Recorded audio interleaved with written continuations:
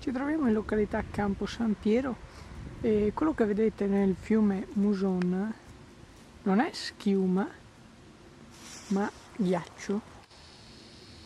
Il fiume Muson si è completamente ghiacciato nelle sponde e vediamo evidenti cristalli affiorare ambulati. Guardate che roba, continua fino alla fine. Le temperature basse di questi giorni hanno favorito questa cristallizzazione dell'acqua a bordo del fiume e nei prossimi giorni potrebbe andare ancora peggio perché le temperature non sono destinate a crescere.